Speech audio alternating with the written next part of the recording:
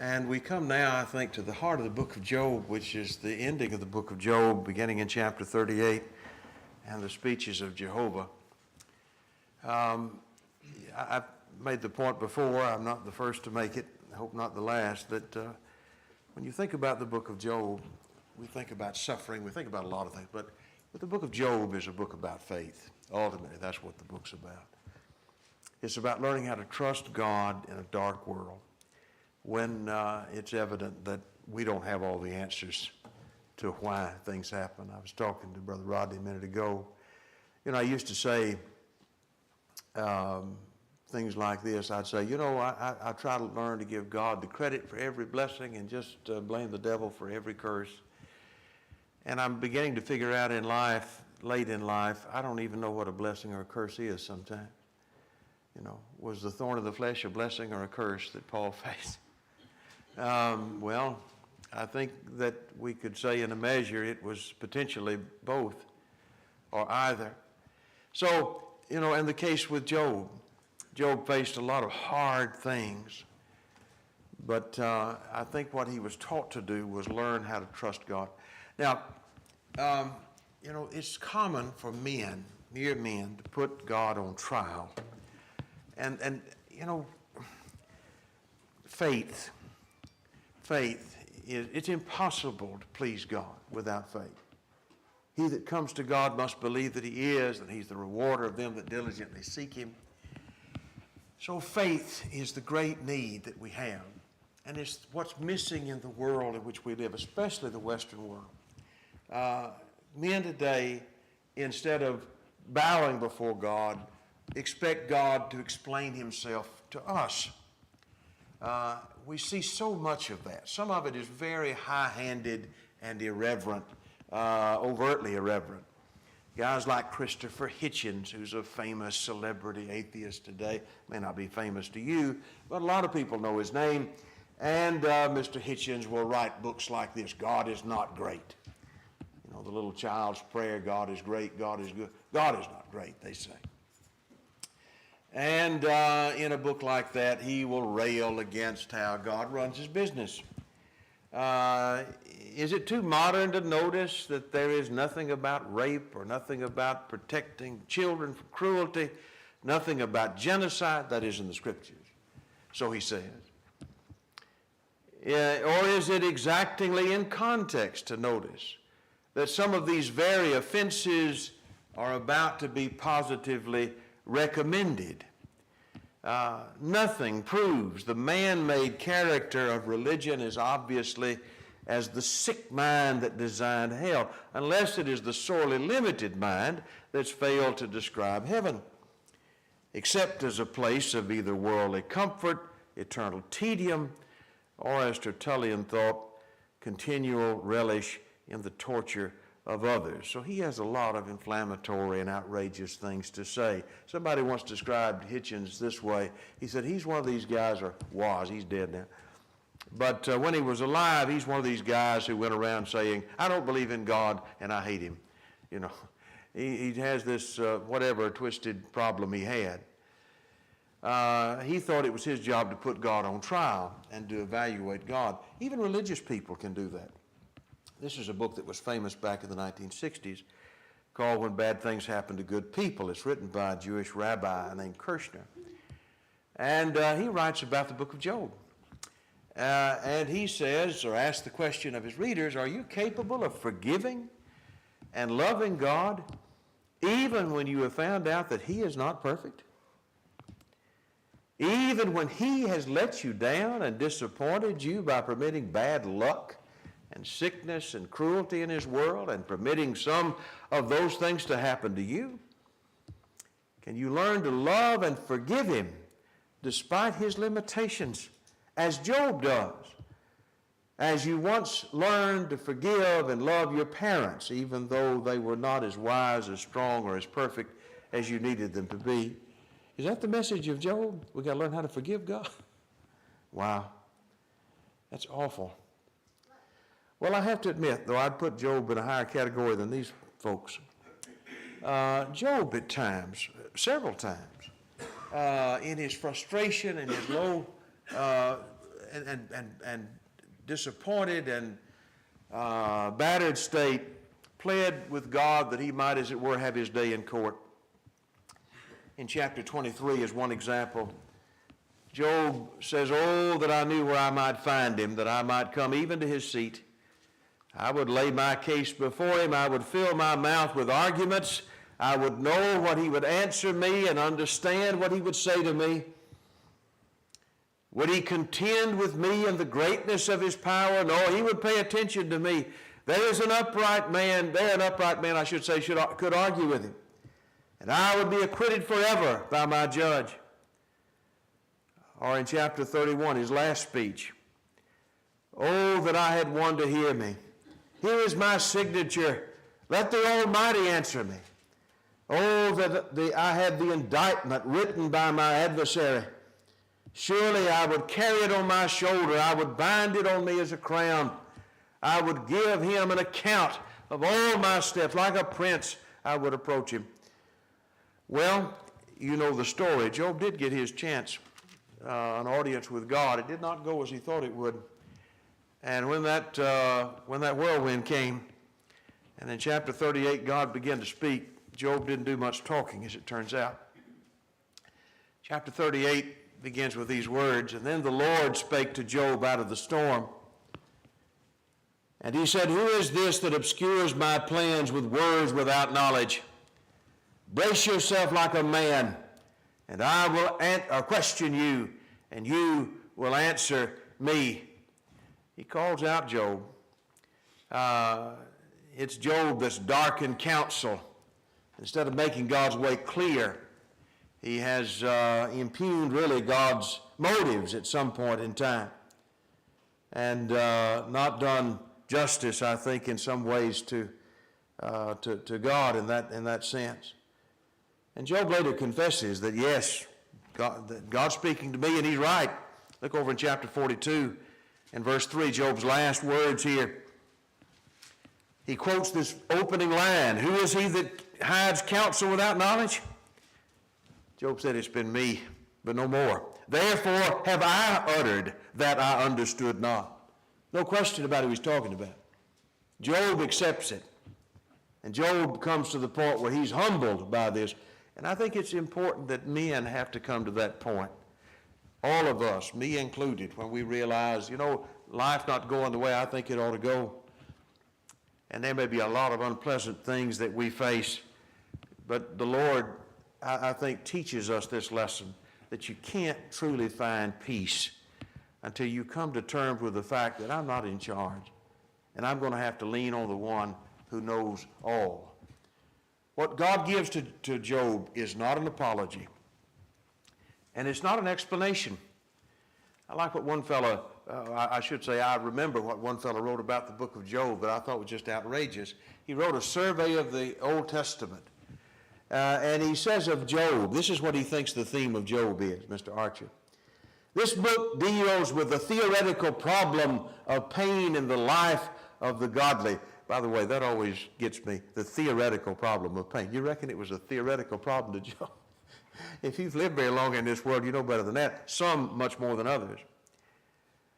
But he said, this is what the book of Job's about. It undertakes to answer the question, why do the righteous suffer?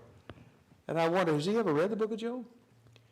Because I'm going to tell you, if that's what the book of Job is set out to answer, it never does answer it, does it? The book's purpose is not to explain why we suffer. And God doesn't offer to Job any clarification about his suffering. When God finally speaks, he doesn't say, well, now let me explain to you what happened. Well, the devil was there one day, and then I said to him, that's not what he tells you. People sometimes say, well, if Job had just known the first 2 chapters of Job, well then what? You think every question would have been answered? No. It's not answered for us. Why, that is. I think what is made plain in the book of Job is that people will suffer. Good people will suffer. But as to why God allows that to be so, we have to be contented with the fact of just remembering how wise and powerful and good God is. The greatness of God is the great conclusion of the book of Job. And we know God's greatness by his attributes. If I were to ask you, how do we define Godhood? There are usually three attributes we attribute to Godhood. All-knowing, we'll put those together maybe, all-knowing and all-seeing. Ever-present, very good, and then all-powerful, yeah. So this is the idea of God, his omnipresence, and I believe that's true. Proverbs 15:3, the eyes of the Lord are in every place, beholding the evil and the good. And so his knowledge and influence is everywhere. His presence, I should say, his knowledge likewise. He knows everything. No creature can hide from God, the Hebrew writer said. And then his power. He can do anything that does not violate his nature, violate his will. I am Alpha and Omega, Jesus said, the beginning and the end. He which is and was and is to come, almighty. No other being can be almighty. And I think that fact is testified to by the very existence of the world. You know, Paul made that point in Romans 1. Since the creation of the world, God's invisible qualities, his eternal power and divine nature have been clearly seen, being understood from what has been made, so that people are without excuse. I think that's the great indictment. That's the example of the great folly of the atheist. You know, the atheist is the most blind person in the world. He looks around at the universe, he looks at his own life, and he thinks it all came from nothing, from nowhere. That man's without excuse. If he never saw a Bible, he ought to know that there is a God who is more powerful than what he created, a God who is able to create such beauty and order. We know a lot of the greatness and existence of God without ever hearing his word. And I think that's what God takes Job back to. Remember who I am. And so in chapter 38 and verse 4, getting back to our text, he asked Job the question, where were you when I laid the foundation of the earth? Tell me if you have understanding. Who determined its measurements? Surely you know. Who stretched the line upon it? What were its bases sunk?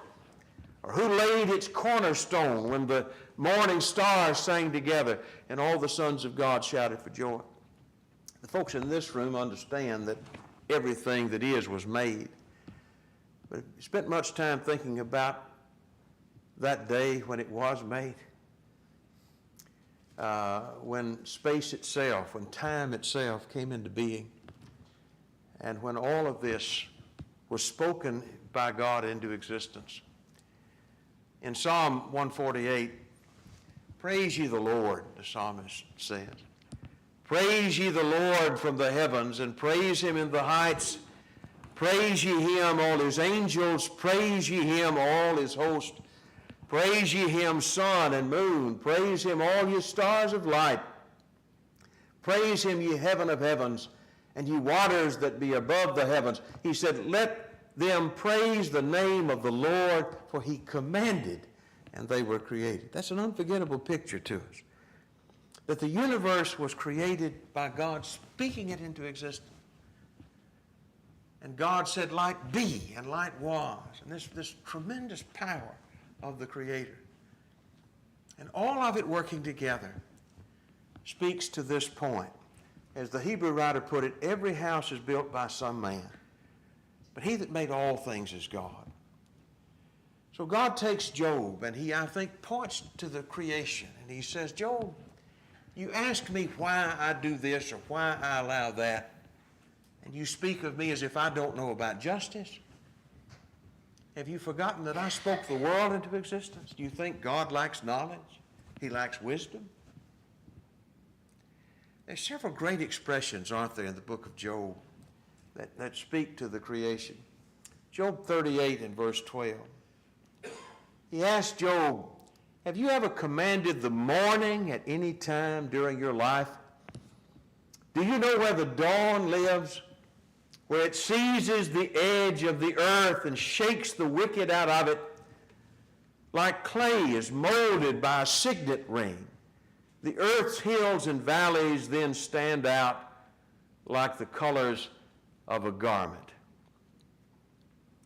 You appreciate the word picture here? We're not going to be able to go through all these verses in detail, but this is a great image, isn't it? What's he saying here? Basically, it's his stamp that was put on this signature. Yeah. He made it in wonder shows. Yeah, good. Yeah. Somebody else have something? Yes, sir. You know, when we see these things around us, do we ever stop and really consider them? And the way that he lays it out here, it just kind of, it brings it to, you know, that image to life. You know, you see it, and he puts it in simplistic terms that our minds can grasp, but it's clearly on display. And so he says it like that.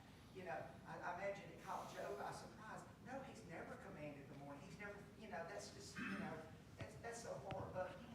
Yeah. You know, and it kind of puts Job in his place. Oh, yeah, I think it certainly does that. We got some hunters in here and other folks who work hours where they're up well before the dawn. You've seen a lot of daybreaks, haven't you?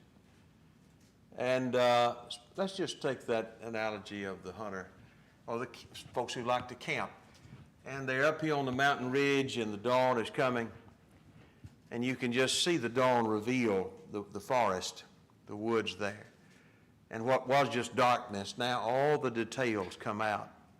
I like this image. It's not a great image, but it reminds you of something that you've seen. You know what a signet is, don't you?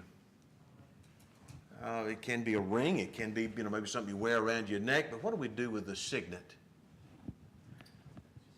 Yes, sir. You stamp something with it. Yeah. It's your signet. It's got your sign on it. And kings of old, when there was a proclamation or a decree, it was sealed up, and wax put over it. He'd take his signet ring or his whatever he had for that, and he would put a stamp in it, and that was his official stamp. It was like signing Declaration of Independence or whatever. Right, exactly. That was his signature.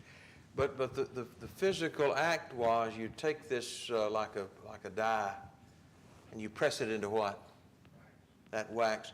And that wax that at one time was smooth, now you have all of the indentations and undulations there. And God said, when I raise up the dawn, you can see all of those like a signet ring in the landscape. And again, to everybody who's seen the sunrise out maybe in that area like that, that lives for us. That's what the dawn does.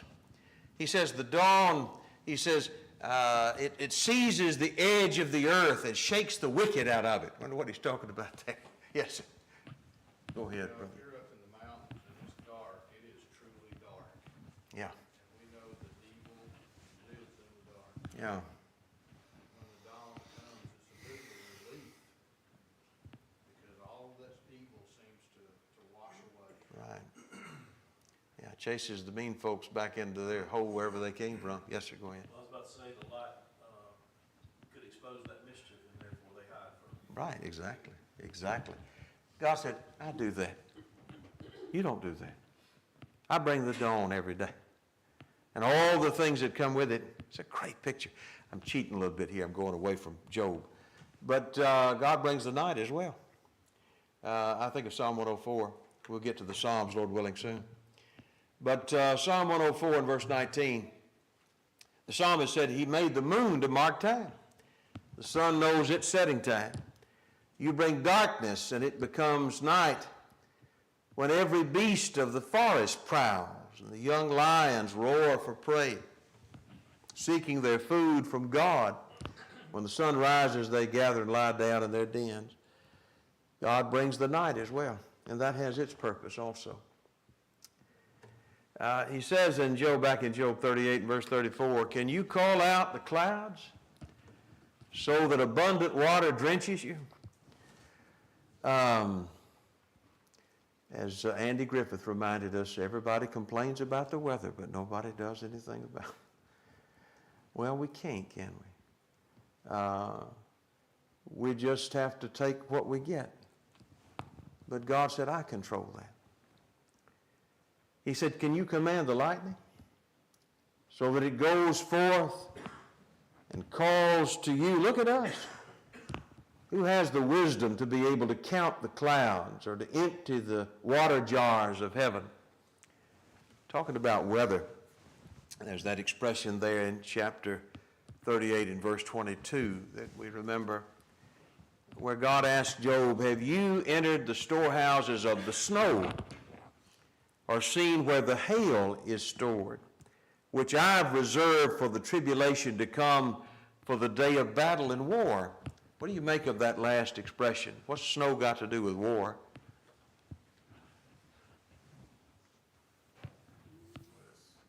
Yes, sir. I think that sure helped us with our independence. Right. Back towards Washington, Delaware, he had men having to knock ice out of the way, you know. Absolutely. Yeah, good illustration, yeah, good example. It sunk Napoleon in his invasion of Russia. It tends to slow it. Yeah, it certainly can. It can defend some and it can destroy others. And you just, if you know a little bit of history, it's amazing how often weather, the clouds roll in, the clouds don't roll in, battles were decided, wars were decided, people's, generations of people's lives were decided by the weather. God said, Job, you handle that. Is that your job? Can you do that? No, I can do that. And he's putting Job, I think, in his place. This is not, by the way, God hates Job. This, to me, this whole section here, it reminds us so much of a dad taking his son aside and giving him the what for. Because he loves him, not because he doesn't love him. And I think that's the spirit here of God. Sometimes we say it almost borders on the sarcastic, but it's not out of any malice. No, no. It's out of trying to get Job's mind where it ought to be. Look up a little further.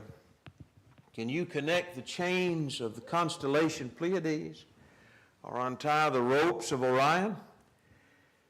Can you bring out the constellations at the right time or guide Ursa Major with its cubs? Do you know the laws of the sky or make them rule the earth?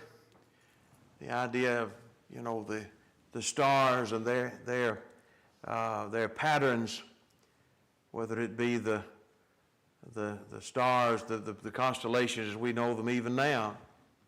God says, I'm the one in charge of that. You can't do anything to influence them, but I control them. He says, this is one of my favorites, always has been in chapter 39 and verse 19. Do you give the horses their strength and the flowing hair along their necks? Did you make them able to jump like grasshoppers or to frighten people with their snorting? Before horses are ridden into battle, they paw at the ground, proud of their strength, laughing at fear. They rush toward the fighting while the weapons of their riders rattle and flash in the sun. Unable to stand still, they gallop eagerly into battle when trumpets blast. Stirred by the distant smells and sounds of war, they snort in reply to the trumpet. You know, God made the war horse in all of his magnificent strength. And glory, there's a glory involved in that. I hadn't seen many war horses. We're the wrong century, and I hadn't been in those places anyway. Maybe it's a little bit of a come down there. But I always think about, you know, how God made certain animals, it seems, for certain tasks, and they have a certain glory to them. I always thought about hunting dogs. Not exactly the same thing. But you ever seen hunting dogs on the first day of season? They don't have a calendar, but man, they know what day it is. And they're just shaking from nose to tail, everything about them, because they're so excited. This is what the Lord made them for. And they're really good at it. And you see a trained dog, and boy, they are amazing. There's a glory to that. God said, I put that there. I made them that way. You ever see, I guess, go ahead. It's interesting, everything, well,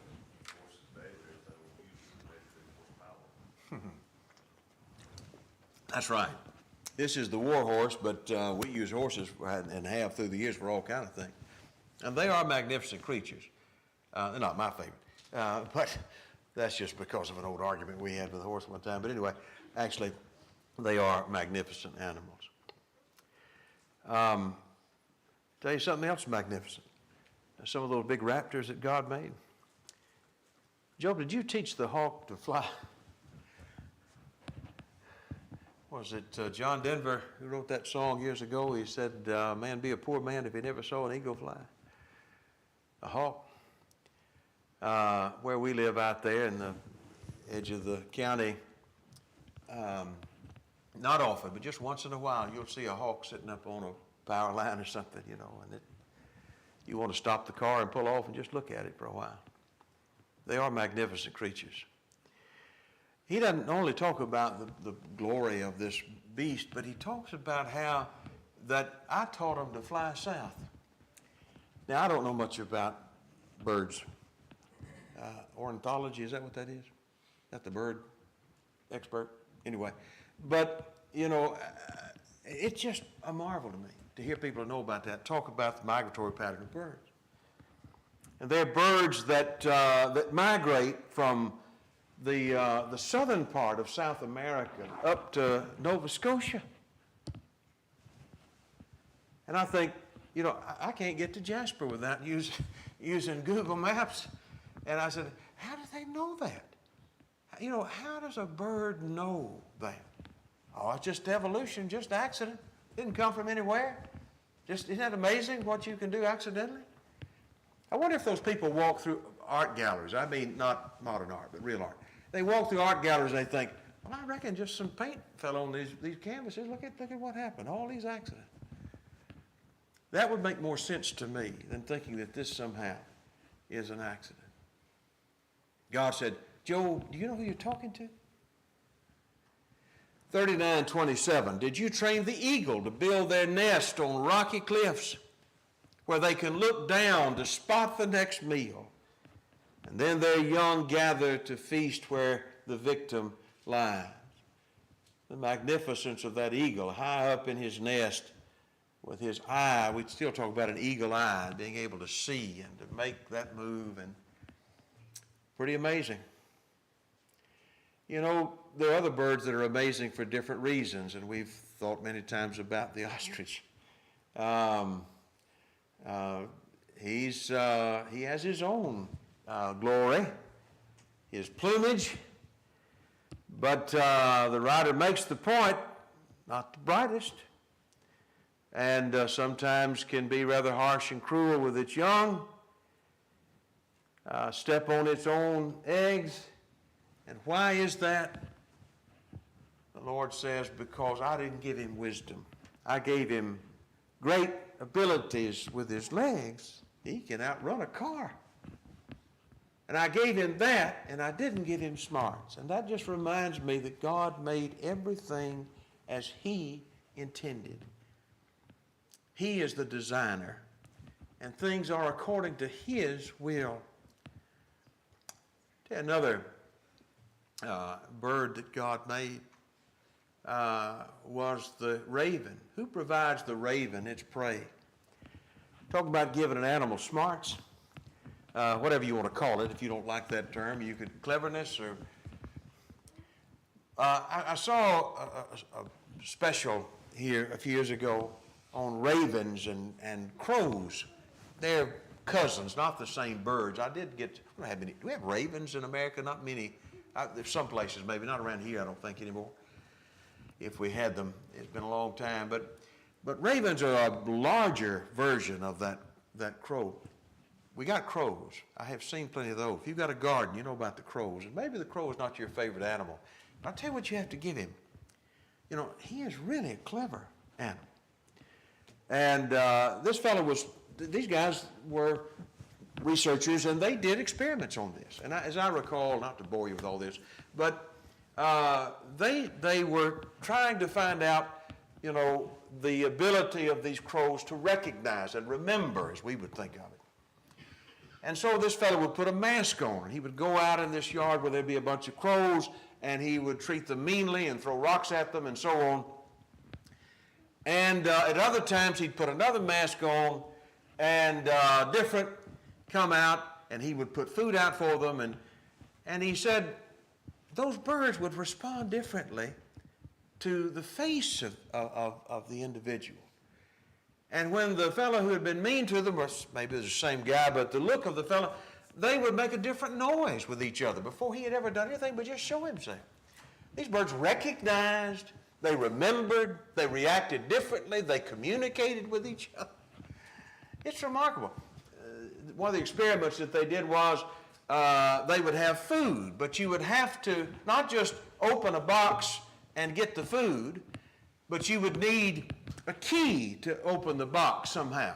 But then you would need a way to get the key. So they would have maybe 3 steps, and these birds could learn and figure out those steps and remember them. Now, I bring this all up to make a point. I read a book on Job. It was called Hidden Wisdom in the Book of Job, Hidden Treasures in the Book of Job by a guy named Ross. And he was talking about the raven. He made a point that I hadn't thought about before. He said the raven's intellect is so strong an argument against human descent from pre-existing primate species or from a recent common ancestor. He said, think about the impact of the intelligence of these beings, the cleverness of these beings, on the general theory of evolution, which is that we came from primates, and primates are number one, and that's why we're a smart animal, is because we came from the primate. Raven's not a primate. No evolutionist will posit that humans descended from the crow family, or that humans share, this is the family of raven crows, share a recent common ancestor. Yet some of the raven's brain structure is nearly identical to that of the large primates. Again, this argues against the evolutionary explanation, since from an evolutionary perspective, they are unrelated, possessing no possible recent common ancestor. It's not that there was just one line that developed intelligence and that God gave intelligence or withheld it as he saw fit. His work, his witness, even the crow, is a witness of the power of God. The ever-present nature of God is also something the book of Job emphasizes. And I love this expression in chapter 38, verse 25. God made a channel for the flooding rains and a path for the thunderstorms to bring rain on a land where no one lives, on a desert where there are no humans, to saturate the desolate wasteland in order to make it sprout with grass. I've shared this with you before, I guess. I tell you, I read the book of Job a number of times before it ever dawned on me. The power, I think, is found in this verse. Because what it reminds me of is this. I think we grow up with a sense that if we're Bible believers, that God made the earth for man to dwell in, and God gave dominion over the earth to man, and so the earth, yes, that's true. The earth, I think, was created in a sense that we might dwell there. But I'll tell you, the earth does not belong to man. And it's God's world, and God cares for the world where a man does not live. And maybe where a man has never been. There's still spaces on the earth where a human being has never set foot. And God is in charge there too. And he sends the rain, and he provides the sustenance for whatever animals live there. It's God's world, and it goes beyond caring for mankind. And what that reminds me of, it seems to me, is that I need to be respectful of the world that we live in, because it doesn't belong to me ultimately. That makes me an environmentalist, I guess. I'm not one of the environmentalists like you see today that worship the earth or that talk nonsense or that use these crises to try to soak people for money. This scam that we've been, I've told you before, Earth Day began when I was a kid, so that's within my lifetime. And I think there have been very few con games that have been played that are more ruthless and more nasty than what we've seen and continue to see. People getting hurt, really hurt, by folks who scare people and try to win them over to give them money and power. No use for any of that nonsense. But it is important for me as a believer to remember that we're allowed to live on the earth, but it does not belong to me. The psalmist wrote, "The earth is the Lord's, and the fullness thereof, the world and those who dwell therein. For he has founded it upon the seas and established it upon the rivers." Or Deuteronomy chapter 10 and verse 14. "Heaven and the heaven of heavens belong to the Lord your God. The earth with all that's in it. It's not mine to abuse. It belongs to God. It ought to be treated that way." I used to say that we're just renters here.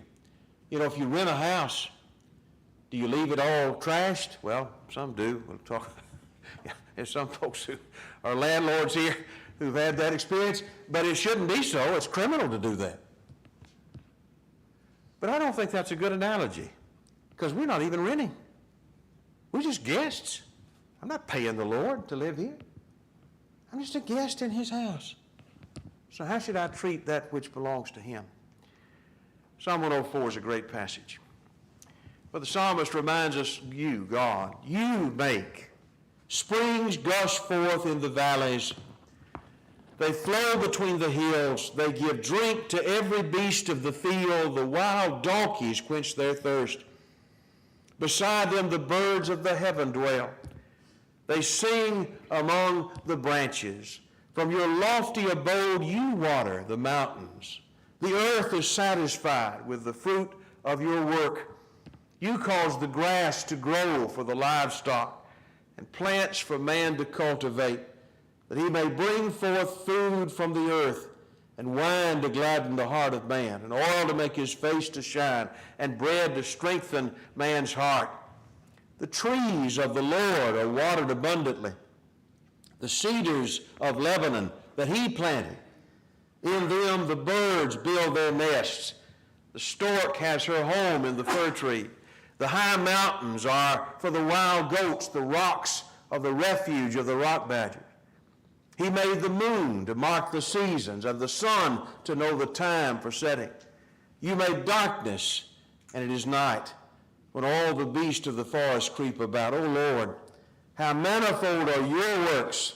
In wisdom have you made them all. The earth is full of your creatures.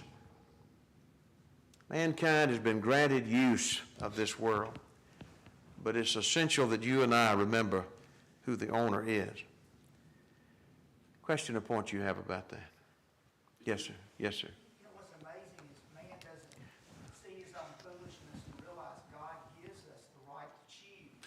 And in giving us the right to choose, like those books that you would put up to people, you know, the guy who hates God, and that other one, you know, the very fact that God, you know, he gives us the right to choose, and he gives us the right to choose, everything's on the table. The people that, you know, are against God, and the people, obviously, you know, the evidences that are there. And so it falls upon us to choose what are we going to do. And the same thing with Job. You know, these things hit him, but in all this, he could choose. And that's one of the things I think people don't really stop and think is this freedom that God gives us. But with it comes responsibility and consequences. But you have the freedom to choose. Yes, sir. For now, that's right, we do. And the consequences will follow. That's a good point. Yes, sir, Brother Ron. Yeah, I was going to say, I just think we're more like stewards. Yes. That's a great word, isn't it? Steward is not the owner. The steward's the guy that's been allowed to look over something that belongs to somebody else. Good point. Anybody else have a point to make? Okay, I think instead of proceeding further, we're going to finish this up soon. We'll be through the book of Job soon, and then we're going to move into the book of Proverbs next. So please, if you would, if you want to read along in Proverbs, feel free to do that. We'll try to survey that material. Thank you so much for your kind attention today. Appreciate the good job. Thank you, brother.